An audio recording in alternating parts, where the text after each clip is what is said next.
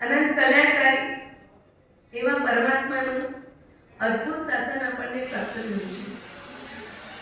આ શાસનના માધ્યમે આપણે કંઈક પ્રગતિ કરવા ઈચ્છીએ છીએ.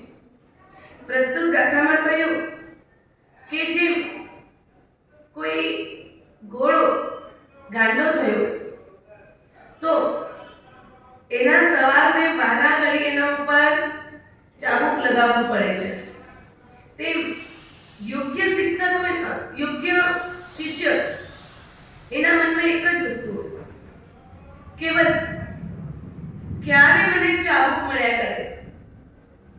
યોગ્ય શિષ્ય સતત ઈચ્છતો હોય કે ગુરુજનોની સેવામાં રહું અને ગુરુજનો ક્યારે મને ચાબુક આપે. આ યોગ્ય શિષ્યની લાયકાત, આ યોગ્ય શિષ્યની પાત્રતા, સતત મને કંઈક મળતું જ રહે. વિનીત ઘોડો, ડાયો ઘોડો, એને ફક્ત ચાબુક બતાડો એટલે પોતાનું ગાંડપણ છોડી દે અને માર્ગ ઉપર આવી જાય. તેમ યોગ્ય શિષ્ય, વિનીત શિષ્ય, વિવેકી શિષ્ય ગુરુજનોને જોઈને એને ખ્યાલ આવી જાય કે હું ક્યાં રસ્તો ભટકી ગયો છું, મારે સુધારવાનું છે. અહીંયા મારો પ્રવેશ સુધારવા માટે થયો છે. ક્યાંક ને ક્યાંક મેં ઘણી બધી ભૂલો કરી છે, એ ભૂલોથી પાછું ફરવા માટે છે. આજે આપણા ગચ્છના આદ્ય પ્રણેતા, જેમનાથી અચલ ગચ્છની પરંપરા શરૂ થઈ એવા દાદા સાહેબ શ્રી આર્ય રક્ષિત સુરેશ્વરજી મહારાજ સાહેબની કેટલામી જન્મતિથિ? 942 વર્ષ એમની જન્મતિથિ 942મી તિથિ છે. અને આર્ય રક્ષિત સુરી દાદા જબરજસ્ત આચારના સંરક્ષક હતા. કલિકાલમાં આપણને એમ લાગે કે કલિકાલમાં આપણે શું ધર્મ કરી શકીશું, પણ પંચમ કાલમાં સિમંદર સ્વામી પરમાત્માએ જે ગુરુ ભગવંતની પ્રશંસા કરી છે ત્યાં બેઠા એ આપણા ગચ્છના આદ્ય નાયક છે. કેટલું ગૌરવ હોવું જોઈએ આપણને કે આદ્ય ગચ્છનાયક જે છે એમની પ્રશંસા ખુદ સિમંદર સ્વામીએ કરી છે. સિમંદર સ્વામીથી પ્રશંસિત આર્ય રક્ષિત સુરી ગુરુરાય જગેશ્વરી માએ પ્રશ્ન પૂછ્યો કે અત્યારે ભરત ક્ષેત્રમાં સૌથી સુંદર સંયમ જીવન પાળનારા મહાત્મા કોણ છે? અને ત્યારે સિમંદર સ્વામી પરમાત્મા પોતે બોલ્યા છે કે અત્યારે પાવાગઢના ટોચ ઉપર અનશનની આરાધના કરી રહેલા જે મુનીશ્વર છે, આર્ય રક્ષિત સુરી છે, એ આ કાળના સર્વશ્રેષ્ઠ મુનિ છે. સમય એવો હતો કે ત્યાં બધા મુનિ ભગવંતો થોડા શિથિલાચારમાં આવી ગયા હતા. ધર્મ બહુ સમજાતો નહોતો અને એવા સમયે આ લોકો બધા કાચું પાણી વાપરવાનું શરૂ થઈ ગયું. અમે લોકો દીક્ષા લઈએ એટલે યોગોદ્વાર થાય એટલે પહેલા 10 વૈકાલિક સૂત્રના યોગોદ્વાર થાય અને 10 વૈકાલિક સૂત્રનું 5મું અધ્યયન અમે ન ભણીએ ત્યાં સુધી અમને ગોચરી બોલવા જવાની છૂટ હોતી નથી. આ 10 વૈકાલિક સૂત્રનું અધ્યયન કરતા કરતા વિજય મુનિ જે ઉપાધ્યાય થઈને આચાર્ય સુધી પહોંચી ચૂક્યા હતા, એમને વિચાર આવ્યો કે અહીંયા 10 વૈકાલિક સૂત્ર એટલે સાધુ જીવન કઈ રીતે જીવવું જોઈએ. કહમ ચરે કહમ ચિત્તે કહમ આસે કહમ સે કહમ મુજંતો ભાવંતો જયમ ચરે જયમ ચિત્તે જયમ આસે જયમ સે. એટલે પહેલા પ્રશ્ન કર્યો કે કેવી રીતે ચાલે, કેવી રીતે ઉઠે, કેવી રીતે બેસે, કેવી રીતે વાપરે, સાધુ કેવી રીતે પોતાના દિવસને પસાર કરે, એની સંપૂર્ણ દિનચર્યા 10 વૈકાલિક સૂત્રમાં બતાવી છે. એક એક અધ્યાયમાં જબરજસ્ત વસ્તુઓ મૂક્યા છે. તો એ અધ્યયનનો સ્વાધ્યાય કરતા કરતા આ વિજય મુનિને ખ્યાલ આવ્યો કે આપણાથી કાચું પાણી તો પીવાય નહીં. 6 કાયના જીવોની રક્ષા કરવાનું આપણે વ્રત લીધું છે. 6 કાયના જીવોને આપણે અભયદાન આપ્યું છે, તો આપણે કાચું પાણી કઈ રીતે પી શકીએ? એમણે ગુરુ ભગવંતને વાત કરી અને ગુરુ ભગવંતે પણ કહ્યું કે હા, આ સૂત્રમાં લખ્યું છે તે વાત બિલકુલ સાચી છે. આ 5મા આરાના અંત સુધી કોઈ સૂત્ર જો ટકવાનું હોય તો કયું સૂત્ર છે? 5મા આરાના અંતમાં જ્યારે જીનેશ્વર પરમાત્માનો ધર્મ વિચ્છેદ થશે, તો એ ધર્મ વિચ્છેદ થાય એના એન્ડ પોઈન્ટ સુધી ટકનારું કોઈ સૂત્ર હોય, કેમ કે સાધુ, સાધ્વી, શ્રાવક અને શ્રાવિકા છે, તો જ્યાં સુધી ચતુર્વિધ સંઘ છે ત્યાં સુધી આ સૂત્ર, એવું કયું સૂત્ર છે જે ચતુર્વિધ સંઘની હાજરી સુધી ટકવા વાળું છે? 10 વૈકારિક સૂત્રની પ્રથમ સજ્જાય ધમ્મો મંગલ મુકીથમ, જે તમે પ્રતિક્રમણમાં રોજ બોલો.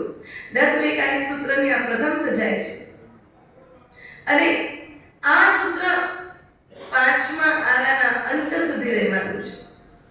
જ્યારે 5મો આરો વિચ્છેદ થશે, જૈન ધર્મનો વિચ્છેદ થશે, ત્યારે આ સૂત્રનો બી વિચ્છેદ થશે. આટલું જબરજસ્ત આ સૂત્ર, જેવું તેવું નથી. એ સૂત્રમાં જે ભર્યું છે અનહદ રહસ્યો ભરેલા છે. અને આ વિજય મુનિ પણ ગુરુ ભગવંતને પૂછે છે, ગુરુ ભગવંતે હા પાડી, પણ એ સમયે શિથિલાચાર એટલો બધો વ્યાપ્ત હતો કે કેટલા લોકોને તમે સમજાવવા જાઓ? જ્યાં સર્વત્ર શિથિલાચાર વ્યાપ્ત છે ત્યાં કેટલા લોકોને સમજાવવા જઈએ? આપણને બધાને ખબર છે કે નમસ્કાર મહામંત્રમાં અદ્ભુત તાકાત છે. 14 પૂર્વનો સાર નમસ્કાર મહામંત્રમાં છુપાયેલો છે. છતાં આખા દિવસમાં એકાદ વખત એકાદ પદને પણ આપણે શ્રદ્ધાપૂર્વક, તન મનના સમર્પણપૂર્વક લયલીનતાથી કેટલી વાર કરીએ? અને એમાં કોઈ કે ફલાણા ફલાણા ગુરુજી આવ્યા છે, જબરજસ્ત તાકાત છે એમની પાસે, ફક્ત આમ કરે છે અને આપણા પ્રોબ્લેમ સોલ્વ થઈ જાય છે. આપણે પહોંચી જઈએ કે ન પહોંચી જઈએ?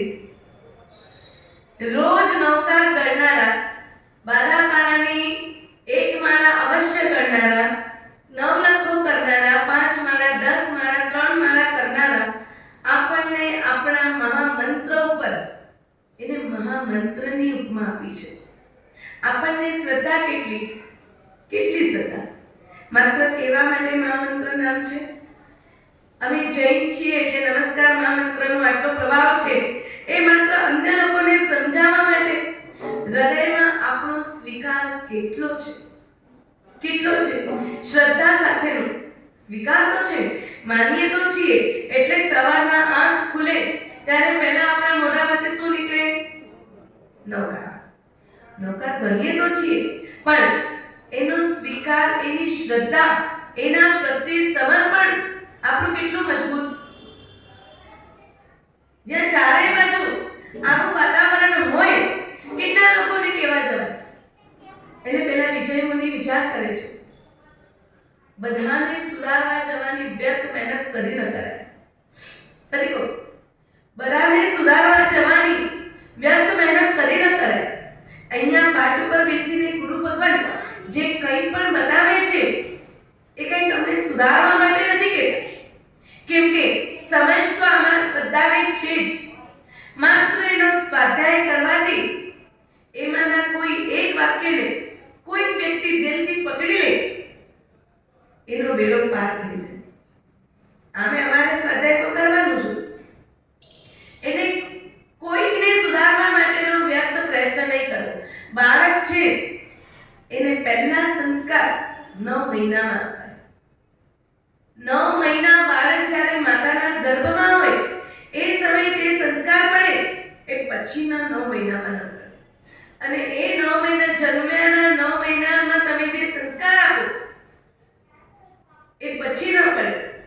જન્મ્યાના 9 મહિના પછી બાળક 9 વર્ષનો થાય ત્યાં સુધી એને જે સંસ્કાર આપવા હોય તે આપી દેવાના. પછી એની સાથે ફ્રેન્ડલી રિલેશન.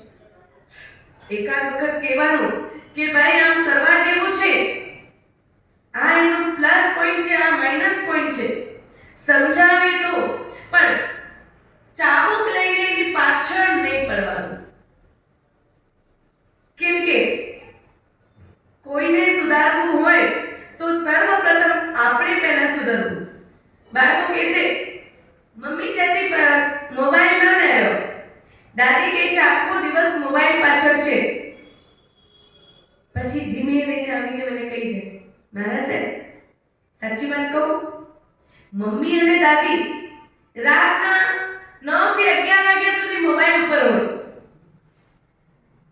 દાદા પોતાના સામા હોય, પપ્પા પોતાનામાં હોય, અને દિવસના બી આ લોકો, મારે તો સ્કૂલ હોય, ટ્યુશન હોય, ક્લાસીસ હોય, હોમવર્ક હોય, આટલું બધું હોય. આ લોકોને દિવસના શું હોય? જ્યારે નવરા પડ્યા એટલે ઓનલાઈન ઉપર આવી જાય. પોતે એ લોકો આખો દિવસ જુએ છે અને અમને કહે છે કે મોબાઈલ ખરાબ છે. મોબાઈલથી જો અમારી આંખો ખરાબ થાય તો મમ્મી, દાદી, દાદા, પપ્પાની આંખો ખરાબ નહીં થાય. મોબાઈલના કિરણો જો અમને હેરાન કરશે તો દાદા, દાદી, મમ્મી, પપ્પા, કાકા, કાકી એ કોઈને હેરાન નહીં કરે. આજનો બાળક બહુ સ્માર્ટ છે. તમારા મારા કરતા 1000 ગણો વધારે એનું આઈક્યુ જોરદાર છે. એને આપણે ઉલ્લુ ન બનાવી શકીએ. એટલે કોઈને સુધારવા જવાની વ્યર્થ મહેનત કદી પણ ન કરવી. લાગે છે કે અહીંયા કંઈક ઉલટ છે, પહેલા પોતે સુધરી જાઓ. આચાર એ પ્રથમ ધર્મ છે. આપણો આચાર સુધરેલો હશે તો સામેવાળો ઓટોમેટિક સુધરી જશે. કંઈ કહેવાની જરૂર નહીં પડે. એનામાં સુધારો પોતાની મેળે આવશે. જે કામ બોલીને નથી થતું એ કામ માત્ર જોઈને થઈ જાય છે. બધું કામ પ્રેક્ટિકલથી ન થાય, કેટલુંક થિયરીથી પણ પતી જતું હોય છે. એટલે વિજય મુનિ વિચારે છે કે આટલા બધાને સમજાવવા બેસીશ કે ભાઈ 10 ટકા સૂત્રમાં આમ બતાવ્યું છે તો એ તો સીધું એમ જ કહેશે કે આપણે પરંપરાથી આ જ મળ્યું છે. તો કેમ આ લોકોને પાપ નહીં લાગ્યું, હવે આપણને જ કેમ પાપ લાગશે? એટલે એમણે ગુરુ ભગવંતની રજા માંગી. પોતે જે પદવી ઉપર હતા ત્યાંથી નીચે આવ્યા અને ગુરુ ભગવંતને કીધું, મારે મારા જીવનનો ઉદ્ધાર કરવો છે. બીજા કોઈનું હું નથી જાણતો. મારામાં ક્ષમતા છે કે નહીં કોઈને સુધારવાની એ બહુ દૂરની વાત છે, પણ મને સુધારવાની ક્ષમતા મારામાં છે કે નહીં? કેમ કે બીજા કોઈનો ઉપદેશ તો બીજું કોઈ બી આપી શકશે, પણ મને કોણ સુધારશે? કોણ સુધારશે? આપણે પોતે જ. આપણને કોઈની તાકાત નથી કે આપણને સુધારી શકે. સાક્ષાત પરમાત્મા હાજર હતા ત્યારે કાલસૌરિક કસાઈને કહેવામાં આવ્યું, રોજના 500 પાડાઓની હત્યા કરનારો કાલસૌરિક કસાઈ. શ્રેણિક મહારાજાએ કીધું, એક દિવસ માટે તું સંપૂર્ણ હિંસા બંધ કર. વિચાર કરજો, ચોથો વારો હતો. પરમાત્મા સાક્ષાત વિરાજમાન હતા. મોક્ષ ગમન બી ચાલુ હતું. આવા શુદ્ધ અણુ પરમાણુ વાળા સમયમાં કાલસૌરિક કસાઈને વિનંતી કરવામાં આવી કે ભાઈ કમસે કમ એક દિવસ તો તું હત્યા બંધ કર. એને સુધારવા માટે ઘણી બધી આજીજીને વિનંતી કરવામાં આવી. કેમ કે શ્રેણિક મહારાજાનું નરકમાં જવાનું ફિક્સ થયું હતું. શ્રેણિક મહારાજા કહે છે કે પ્રભુ, નહીં જાઉં નરક અને ગેહ. તમારા જેવા ગુરુ મળ્યા પછી પણ જો મારી નરક નિશ્ચિત હોય તો મારી ભક્તિમાં શું મતલબ? એટલે પરમાત્માને ખબર હતી, પણ શ્રેણિકના મનનું સમાધાન કરવા માટે પરમાત્માએ કીધું, જો કાલસૌરિક કસાય એક દિવસ જીવ હિંસા કરવાનું બંધ કરે તો તારી નરક ટળે. એટલે શ્રેણિક મહારાજા એને વિનંતી કરે છે અને આજીજી કરે છે, ભાઈ એટલું બધું સમજાવે છે પણ પેલો જીવ કર્મથી ભારી સમજવા માટે તૈયાર જ નથી થતો. એટલે શ્રેણિક મહારાજા એને પકડાવી અને ખાલી કૂવામાં ઉતારી દીધો. હવે હત્યા કઈ રીતે કરશે? એ બાળ હોય તો હત્યા કરી શકે. હવે ખાલી કૂવામાં ઉતારી દીધું, કોઈ એની સાથે બોલવા વાળું નહીં, કોઈ ચાલવા વાળું નહીં, તો કૂવામાં હત્યા કેવી રીતે કરશે? ત્યાં તો એક પણ પાડો નતો, ભેંસ નતો, બલી કાંઈ નથી. બીજા દિવસે શ્રેણિક મહારાજા પરમાત્મા પાસે જાય છે. પરમાત્માને કહે છે, પ્રભુ હવે તો મારે નરક. પ્રભુ કહે છે, એઝ ઇટ ઇઝ છે, જેમ છે તેમ જ છે.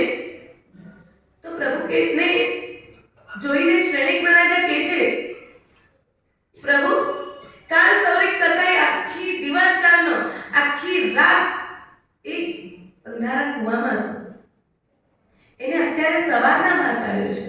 એને એક પણ જીવની હિંસા નથી કરી. પરમાત્માએ કહ્યું, શ્રેણિક ભોળા નહીં થાઓ. હિંસા ફક્ત કાયાથી નથી, મનથી, વચનથી, બધી રીતે હિંસા છે. ત્રણેય યોગે, ત્રિકરણ યોગે, મન, વચન, કાયા, ત્રણેય યોગથી હિંસા થાય છે. તમે એની કાયાને અટકાવવાનો પ્રયત્ન કર્યો, પણ જેનું કર્મ એટલું ભારી છે, ક્યાંથી સુધરશે? એને નીચે કૂવામાં માટીમાં પાડાનું ચિત્ર કર્યું, એક પછી એક 500 પાડાનો ત્યાં એને વધ કર્યો. દેખીતી રીતે દ્રવ્યથી એક પણ પાડાની હિંસા એને કરી નથી, પણ ભાવથી જબરજસ્ત હિંસા કરી. રોજ કરતો હોય ને એના કરતા પણ વધારે તીવ્ર ભાવે કરે. આવો આપણને અનુભવ થતો હોય કે આપણે કોઈને શિખામણ આપીએ, આપણે કોઈને સલાહ આપીએ, કોઈને એડવાઇસ આપીએ, તો પેલો કહેશે, ના હવે તો હું આમ રાતના પાણી નહીં પીવું, પણ તમે મારી પાછળ પડ્યા છો ને, હવે તો હું પીને જ રહીશ. એક તીવ્રતાથી કરે તો એના કર્મો ક્ષય થયા નથી. એટલે કોઈને ઉપદેશ નહીં આપવો. ઉપદેશ આપવા માટેનું આપણું પ્રચંડ પુણ્ય હોવું જોઈએ. તમને લાગે છે કે અત્યારે આપણી પાસે એવું પુણ્ય છે? કેમ કે આપણે આપણા મનને, આપણે આપણા વચનને, આપણે આપણી કાયાને બહુ દુષ્ટ વેપારમાં જોડી રાખી છે. તંદુલિયો મત્સર ખ્યાલ છે? કેટલી કાયા હોય તંદુલિયા મત્સરની? એક ચોખાના દાણા છે, એટલે જ એને તંદુલ એટલે ચોખા. ચોખાના દાણા જેટલી જ એની કાયા હોય. અને એનું આયુષ્ય કેટલું? તંદુલિયા મત્સરનું આયુષ્ય કેટલા કરોડ વર્ષનું? માત્ર 39 મિનિટનો સમય આપ્યો છે. એક અંતર્મુહૂર્ત એટલે પૂરેપૂરો 39 મિનિટ થાય એવું જરૂરી નથી. અને આટલી નાની કાયા, આટલું નાનું આયુષ્ય, જન્મ ક્યાં થાય? સાગરમાં જ્યાં મોટા મોટા મગરમચ્છો હોય એની આંખની પાપણમાં એને રહેવાનું. કાયા કેટલી? ચોખા જેટલી. બરાબર? આયુષ્ય કેટલું? માંડ 39 મિનિટ. અને આટલી નાની કાયાથી આટલા નાના આયુષ્યમાં કયા કર્મનો બંધ કરીને એની આગળની ગતિ કઈ થાય? અત્યારે આપણી માટે અહીંયાથી કેટલી નરક ખુલ્લી છે? ભરત ક્ષેત્રમાંથી કેટલી નરક સુધીમાં જવાય ખબર છે? 3 થી 4, બસ 2 થી 3 નરક સુધીમાં જ જવાય છે. દેવલોક બી એટલા જ ખુલ્લા છે આપણા માટે. પણ 7મી નરકમાં જવું હોય તો અહીંયાથી આપણું ટ્રાન્સફર સીધું થાય તંદુલિયા મત્સ્યમાં. અને તંદુલિયો મત્સ્ય આટલી નાની કાયા, આટલું નાનું આયુષ્ય, અને આટલા આયુષ્યમાં એટલા ગાઢ પ્રગાઢ ચીકણા કર્મ બાંધે છે. એ સતત વિચાર કરે કે આ મગરમચ્છ તો સાવ પાગલ છે. પાણીમાં જ્યારે ભરતી આવે ને એટલે ઘણા બધા નાના નાના જીવો બી ઉપર આવે, અને આ મોટા બધા મગરમચ્છો હોય ને એ શું કરે, નાના નાના નાના નાના જીવોને હાથ ન લગાડે, પોતાનું પેટ ભરવા માટે જે કંઈ વ્યવસ્થિત જરૂરત હોય એટલા જ જીવને હાથ લગાડે. એક માછલી મોટી ખાઈ લે, એનું કામ પતી જાય તો એ નાની નાની નાની નાની નાની માછલીઓમાં નાના નાના સ્ટેશન ઉપર જંકશન ઉપર ઊભો જ ન રહે. શાક અને રોટલી દાળ અને ભાતથી આપણું કામ પતી જતું હોય તો અથાણું, મરચા, ચટણી, વળી સિંગદાણાની ચટણી, વળી મેથીનો મસાલો, મેથીનો સાંભારિયો, આવા નાના નાના સ્ટેશન ઉપર ઊભો જ ન રહે.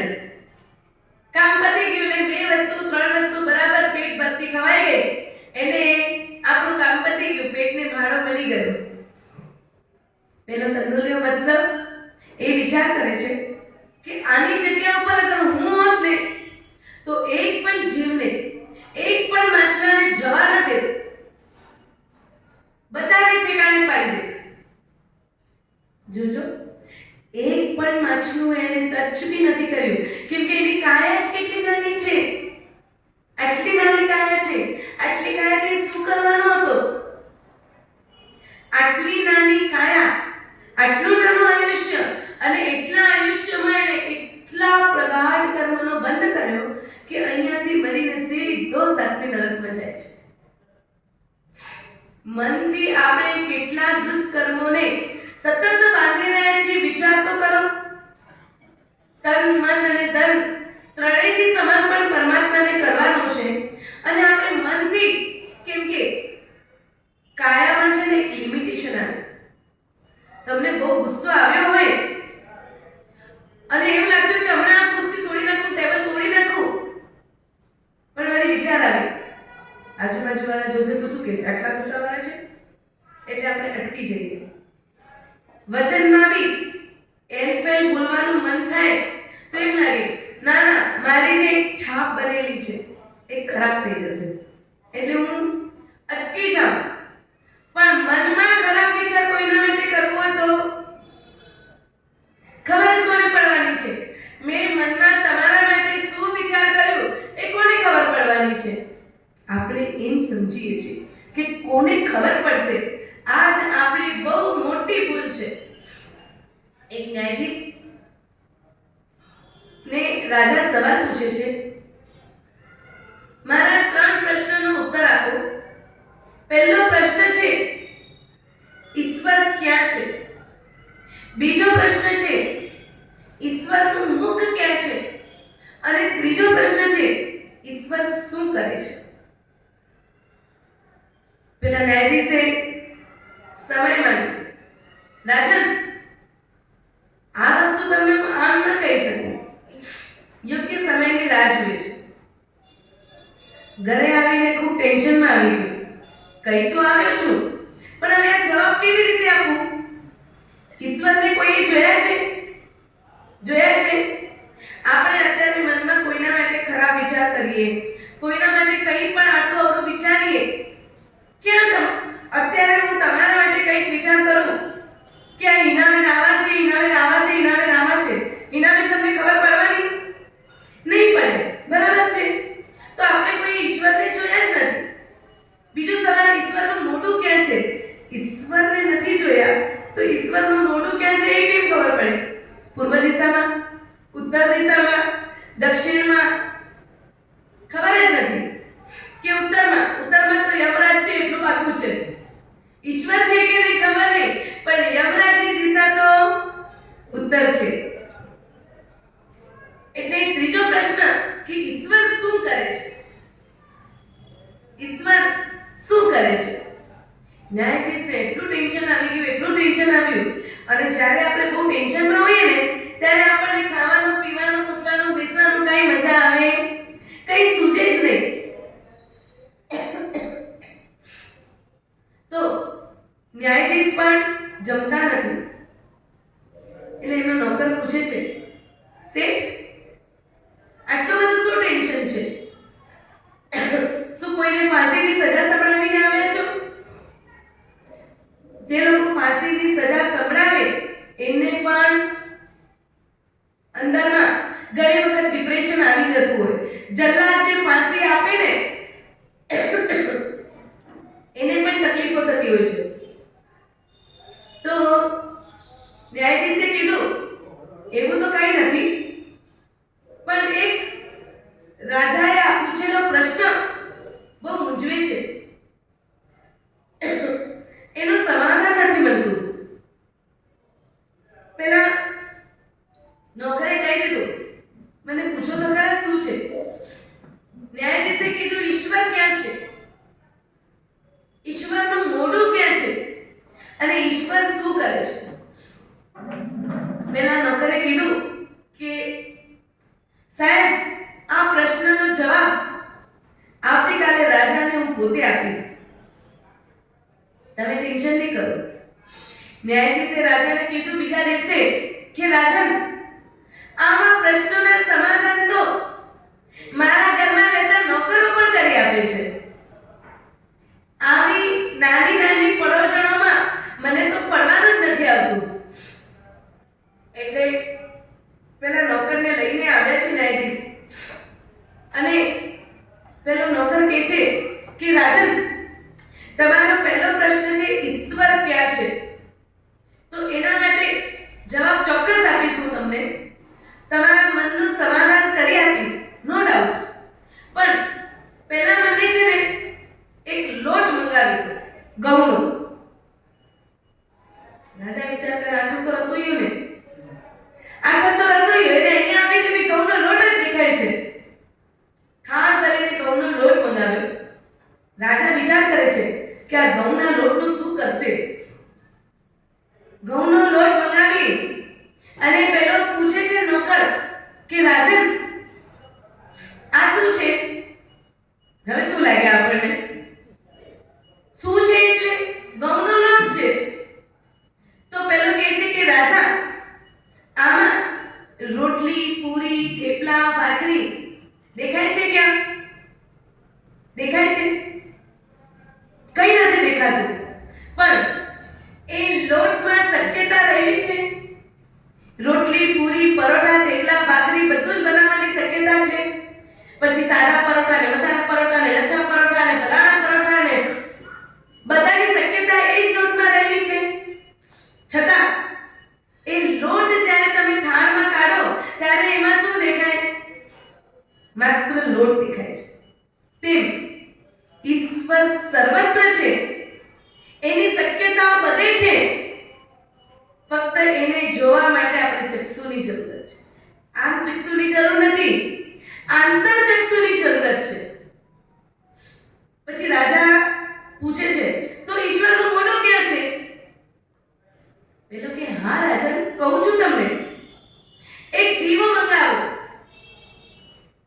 એક દીવો મંગાવ્યો, એક સોનાનો દીવો મંગાવ્યો, એક ચાંદીનો દીવો મંગાવ્યો અને એક સામાન્ય કાચના ગ્લાસનો દીવો મંગાવ્યો. રાજા હતા એટલે બધું શક્યતા હતી. એટલે પેલા દીવાને પ્રગટાવ્યું અને પછી રાજાને પૂછે છે, રાજન, આ જ્યોતનો પ્રકાશ એનું મોઢું મુખ્ય કઈ દિશામાં છે? હે, દીવો પ્રગટાવો તો એ દીવાનો પ્રકાશ કઈ દિશામાં છે? કો ચારે બાજુ. અરે પણ પર્ટિક્યુલર કોઈ એવી દિશામાં વધારે લંગોવે કે પૂર્વ દિશામાં પ્રકાશ વધારે છે અને પશ્ચિમમાં થોડું અંધારું વધારે છે, એવું થાય? ન થાય. દીવાનો પ્રકાશ પછી એવું હોય કે સોનાના દીવામાં પ્રકાશ વધારે હોય, ચાંદીના દીવામાં થોડું ઓછું હોય, કાચના ગ્લાસમાં હજી ઓછું હોય, એવું હોય? દીવો સોનાનો હોય, દીવો ચાંદીનો હોય, દીવો કાચનો હોય, પણ દીવાનો પ્રકાશ એક સરખો સર્વત્ર હોય છે. તેમ પરમાત્મા એ દીવાના પ્રકાશની જેમ છે. એમનું મોઢું કોઈ એક દિશામાં નથી. આપણે કોઈ બી દિશામાં હોઈએ, ક્યાં પણ હોઈએ, એમની નજર આપણા ઉપર છે ને છે. આપણને એમ લાગે કે હવે ઉપર રૂમમાં આપણે બેસી ગયા, ઉપર રૂમમાં કોણ છે? કોને ખબર પડવાની છે? કોણ જોવાનું છે? આપણે શું કર્યું, શું નહીં કર્યું, શું વિચાર્યું, શું ખાધું, શું પીધું, કોઈને ખબર નહીં પડે. પણ એ શક્ય છે?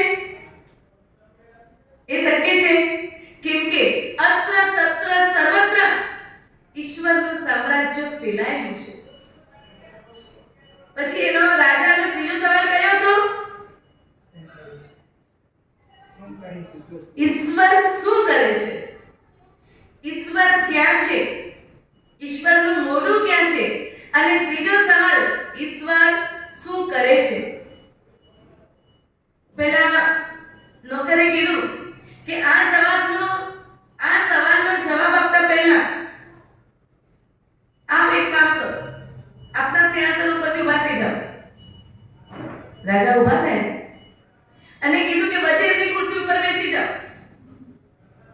આપને જો સવાલનો જવાબ જોઈતો હોય, તમારા સિંહાસન પરથી ઊભા થાઓ અને વજીરની ખુરશી ઉપર બેસી જાઓ. રાજા ઊભા થયા, વજીરની ખુરશી ઉપર બેસી ગયા અને થોડી વાર પછી પેલો કે છે, રાજા અહીંયાથી ઊભા થઈ જાઓ, સામંતની ખુરશી ઉપર બેસો. રાજા ઊભા થયા, પછી થોડી વાર પછી કે છે, રાજા ઊભા થાઓ, મંત્રી સ્વરની ખુરશી ઉપર બેસો. રાજાને થયું, હાશ, વજીર સામંતની ખુરશીમાંથી એટલીસ્ટ ઉપરનો સ્ટેજ તો આવ્યો. મંત્રીની ખુરશી એટલે કંઈક ભારવાળી કહેવાય. વજીર અને સામંત કરતા તો એ ભારવાળી છે. એટલે રાજા ઊભા થઈને ત્યાં આવી ગયા. વજીરની ખુરશી ઉપર એટલે ગયા કે એમને જવાબ સાંભળવો હતો. સામંતની ખુરશી ઉપર એને મોકલ્યા એટલે ગયા. પણ મંત્રીની ખુરશી ઉપર કેમ આવ્યા? પોતાનું સ્ટેટસ થોડું એના કરતા વધારે સારું થાય એટલે. પેલો નોકર કે છે, રાજન, જો મારા જેવો એક સામાન્ય વ્યક્તિ, એક નોકર, એક નાચીજ વ્યક્તિ આપને આટલી ખુરશીઓમાં રમાડી શકતો હોય, પેલી સંગીત ખુરશીની જેમ ખુરશી બદલાવડાવી શકતો હોય, આપને આપના સિંહાસન પરથી ઉઠાડી વજીર અને સામંતની ખુરશી શક્તિ પહોંચાડી શકતો હોય, તો કર્મસત્તાની તાકાત શું હોય એ આપણે કલ્પના કરી લેવા જેવું છે. જો એક 2% પગારવાળો સામાન્ય વ્યક્તિ આપણને ઉઠાડીને રાજ્ય સિંહાસન ઉપરથી ઉઠાડવાની તાકાત રાખતો હોય, રાજ્ય સિંહાસન ઉપરથી ઉઠાડવાની ક્ષમતા ધરાવતો હોય, રાજ્ય સિંહાસન પરથી ઉઠાડવાનું સામર્થ્ય ધરાવતો હોય, તો કર્મસત્તાની તાકાત, કર્મસત્તાનો પાવર કેટલો જબરજસ્ત. આજે જે કર્મસત્તાએ આપણને અદ્ભુત એવા મનુષ્ય ભાવમાં મોકલ્યા છે, અનુપમ એવા દેવગુરુ ધર્મનું સાનિધ્ય કરી આપ્યું છે, એની જો આપણે દરકાર ન કરીએ. આર્ય રક્ષિત સુરીશ્વરજી મહારાજે પોતાના આત્માનું કલ્યાણ વિચાર કર્યું. બધાનું નહીં, મને પરમાત્માનો ધર્મ મળ્યો છે, મને અનમોલ એવો મનુષ્ય ભાવ મળ્યો છે, મોક્ષનો માર્ગ મળ્યો છે, પરમાત્માનું સાધુપણું મળ્યું છે, તો મારું પ્રથમ કર્તવ્ય શું હોય? સ્વદયા પછી પરદયા. સિમંદર સ્વામીના સવાસો ગાથાના સ્તવનમાં મહોપાધ્યાયજી મહારાજ આ જ બતાવે છે, પ્રથમ સ્વદયા કરો પછી પરદયા કરો. પહેલા પોતાના આત્માના હિતનું કલ્યાણ વિચાર કરો, પછી બીજાને સુધારવા માટે જજો. આપણે તો શું કરીએ? મને ગુસ્સો બહુ આવે, છઠ્ઠીમાં આવે અને કફોળમાં જવાનું. મારો તો સ્વભાવ છે, તમારે સમજી લેવાનું.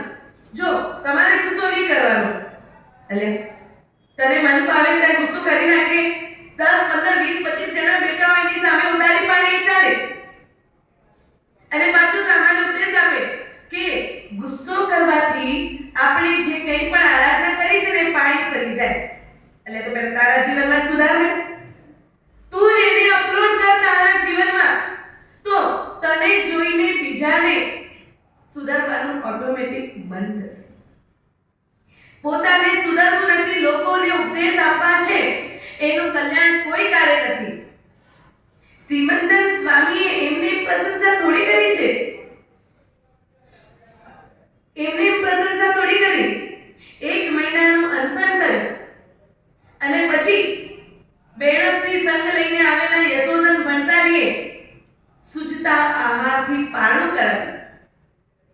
અને આર્ય રક્ષિત સુરીશ્વરજી મહારાજે અચલ ગચ્છ એની સ્થાપના કરી. અચલ ગચ્છ ગચ્છનો મતલબ શું ખબર છે? હે? અચલનો મતલબ શું? અચલ પૂછું છું, આંચલ નથી પૂછતી. અચલ એટલે સ્થિર, પોતાના આચારમાં, પોતાના પર્યાયમાં એકદમ સ્થિર હોય. ઘડીકમાં આમ ને ઘડીકમાં આ બાજુ ઢળી પડે એવું નથી, એટલે એનું નામ અચલ ગચ્છ રાખ્યું છે. અચલ ગચ્છનું બીજું નામ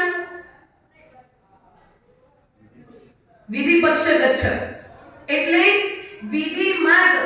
પરમાત્માએ જે વિધિ માર્ગની પ્રરૂપણા કરી છે એ વિધિ માર્ગની અનિશુદ્ધ પાલન કરે વિધિપક્ષ ગચ્છ, એટલે વિધિપક્ષ ગચ્છ કહ્યું. આપણે પ્રતિક્રમણ ઘણા વખત મને પૂછવા આવે, તપાલ ગચ્છમાં મહાત્માઓને અને શ્રાવક શ્રાવિકાઓને પ્રતિક્રમણ સાથે હોય, આપણને કેમ નહીં? તો વિધિપક્ષ ગચ્છ છે. સાધુને 1.25 વસાની દયા અને ગ્રસ્તને 20 વસાની દયા. તમારા જીવનમાં જે પાપો થાય ડે બાય ડે અને અમારા જીવનના પાપો, બંનેમાં કોઈ તફાવત હોય કે ન હોય? હોય. તમે સવારના ઉઠી 6 ગાયના જીવોનું વધ ચાલુ કરો અને અમે 6 ગાયના જીવોનું સંરક્ષણ કરીએ, તો પછી આપણું પ્રતિક્રમણ એક સાથે કઈ રીતે થઈ શકે?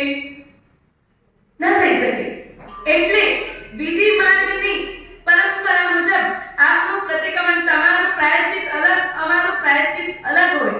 તમારે કમ્પલસરી 48 મિનિટ બેસવાનું હોય અને અમારું પ્રતિક્રમણ 6 અવસેકનું જ હોય ખાલી. કેમ કે સામયિક લેવાની, સામયિક પાડવાની કોઈ જ વિધિ અમને નથી આવતી. કેમ આવું? આ કન્સેશન કેમ? હે? મુકેશજી અમારા સાથ સામયિક પાડે કે સામયિક કેમ પાડવાનું?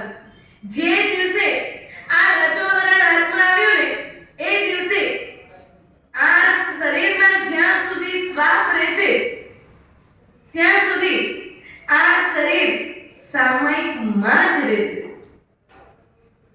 આવા પછાડ લીધેલા છે, એટલે સામયિક લેવાની, સામયિક પાડવાની વિધિ અમારી માટે હોય જ નહીં.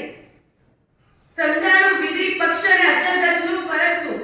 સુરત, રાધનપુર, અમદાવાદ જેવા મોટા શહેરોમાં આંચલિયાના ઉપાશ્રય આવું ક્યાંક ક્યાંક દેખાય.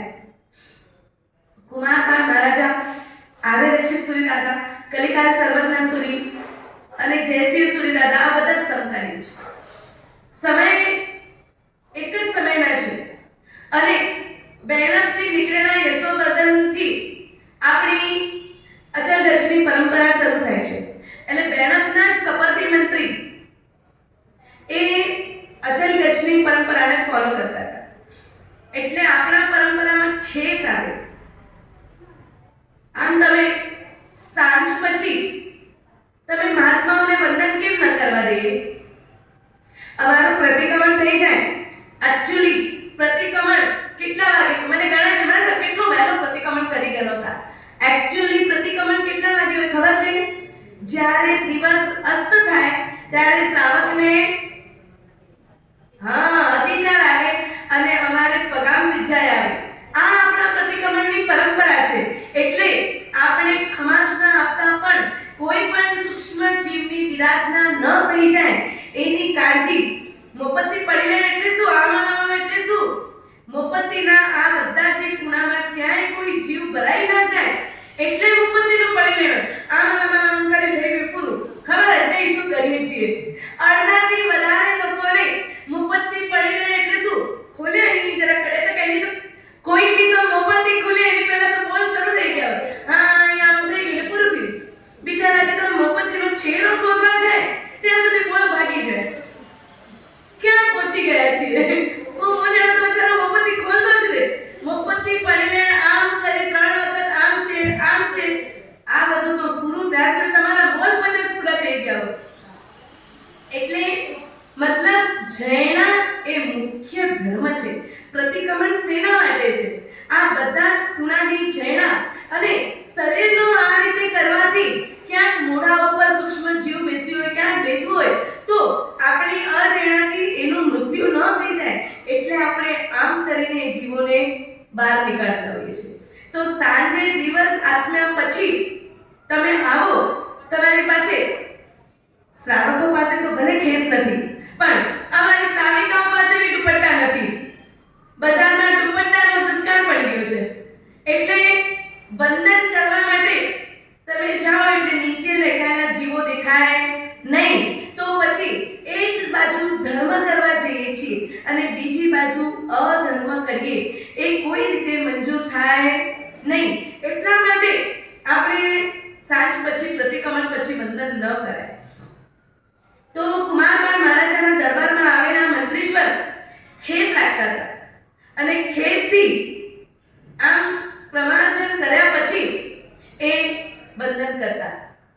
એટલે કુમારબાળ મહારાજાએ ત્યારે ખેસ રાખવું અને ખેસથી પ્રમાર્જન કરવું એટલે એને આંચલ શબ્દ આપ્યો અને આંચલ ગચ્છ એવું આપણા ગચ્છનું ત્રીજું નામ આપ્યું છે. અચલ ગચ્છ, વિધિપક્ષ ગચ્છ અને ત્રીજું આંચલ ગચ્છ.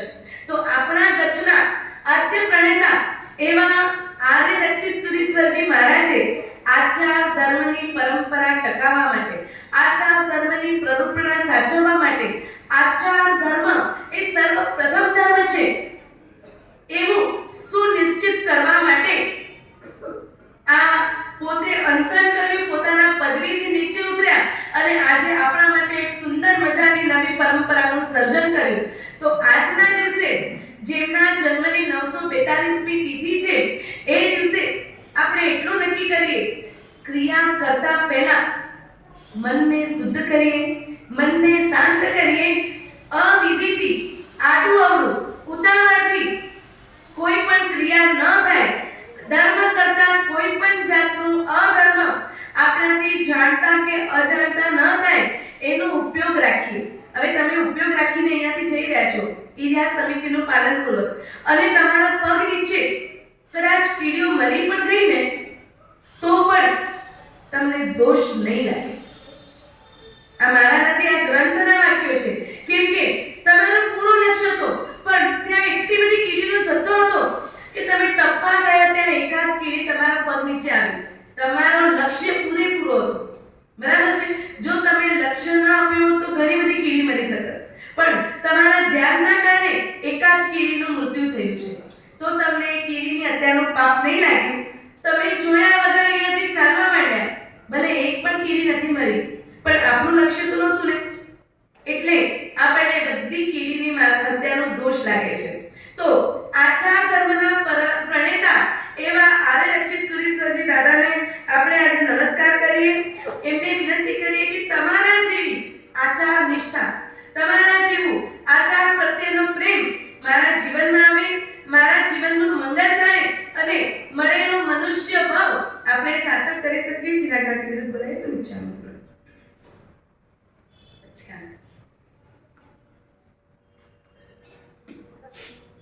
બસ